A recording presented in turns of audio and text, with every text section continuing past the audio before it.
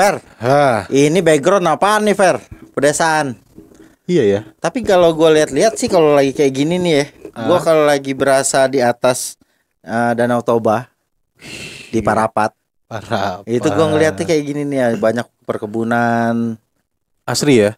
Asri. Welas. Asih. Tapi seru gak di sana ya? Seru. Dingin di sana dingin. Dingin ya? Sama kayak Brastagi. Kita belum pernah ke sana sih. Wah, ntar kita jalan-jalan study tour. Wan, dengar Wan.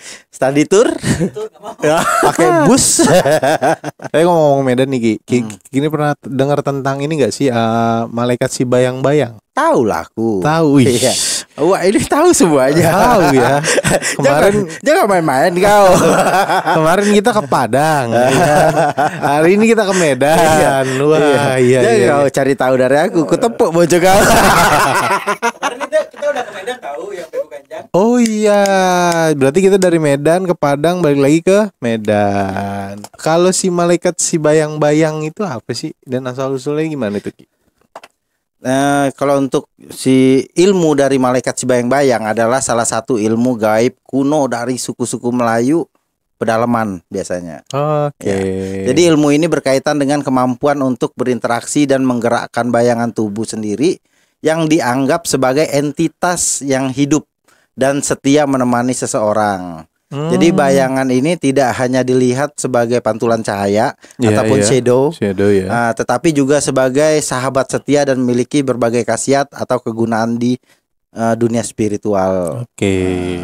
Nah, ilmu ini memiliki akar budaya yang sangat dalam di kalangan suku-suku Melayu, baik yang berada di daratan maupun di kepulauan. Mereka percaya bahwa bayangan tubuh seseorang memiliki kekuatan dan bisa digunakan untuk berbagai tujuan seperti perlindungan, pengasihan, dan bahkan untuk menjadi tidak terlihat seperti goib lah gitu. Kan emang goib ya? Iya goib kan. Terlihat dia. Terlihat ya. Cuma nggak bisa dipegang. Iya kan gitu. Nah, ini menunjukkan bagaimana kepercayaan tradisional dan mistis memainkan peran penting dalam kehidupan sehari-hari masyarakat suku Melayu. Sebenarnya bukan hanya di sana aja. Di suku Melayu lainnya pun ada ilmu si bayang-bayang ini, tetapi beda nama, beda sebutan. Kan sempat pernah dengar tuh katanya bukan dari Medan aja ya berarti ya. Oh iya. Ada beberapa dari maksudnya adat lain lah ya. Iya, bahkan dari kita kecil pun waktu SD itu aja tuh nginjak kepala lewat bayang-bayang. Itu bercandaannya ya. Itu bercanda. Iya. Gue injak kepala lu. Terus dia lari ya. Enggak kena. Si tolol. Tetapi ada keilmuan yang seperti itu sebenarnya ya. Jadi, nah, ini kalau untuk asal usul atau sejarah dari ilmu ini sendiri nih dari mana?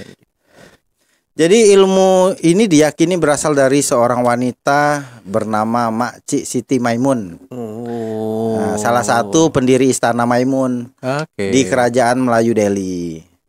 Nah, di Sumatera Utara tuh, Sumatera Medan. Utara ya. Pada awalnya ilmu ini hanya diajarkan kepada sultan-sultan muda, keluarga kerajaan, dan dirahasiakan dari masyarakat umum.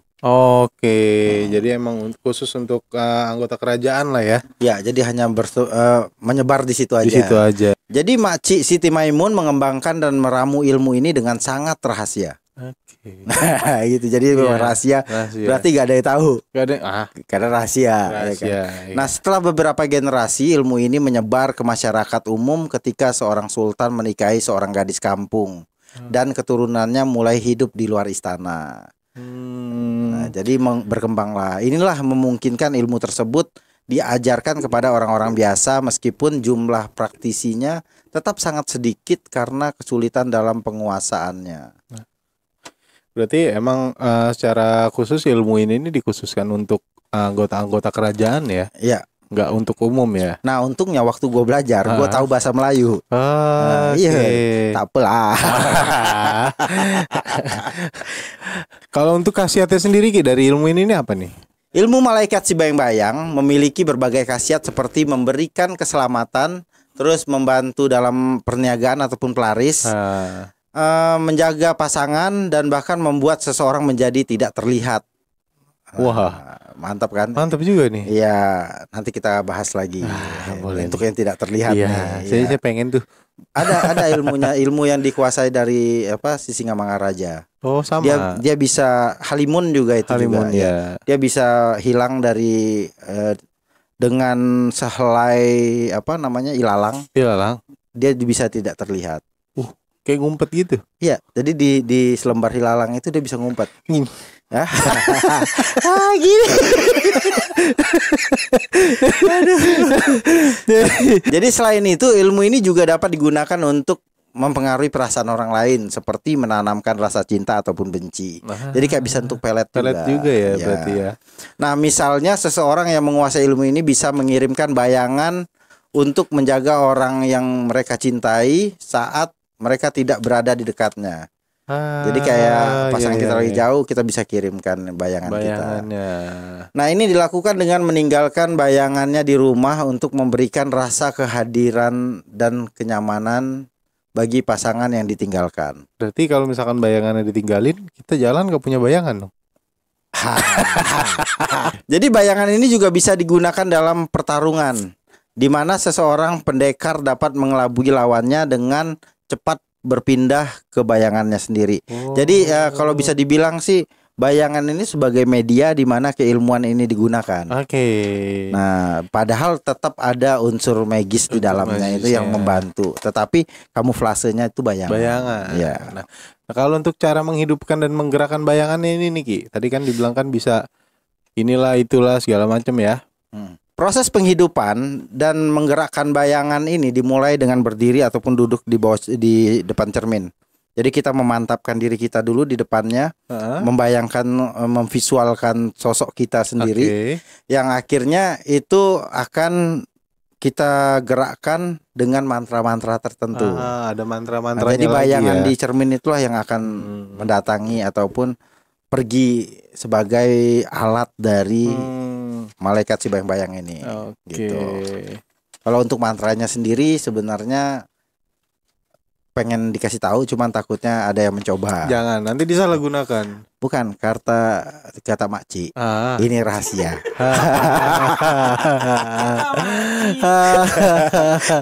Oke, kau ingat itu? Ingat. Aman, Wak.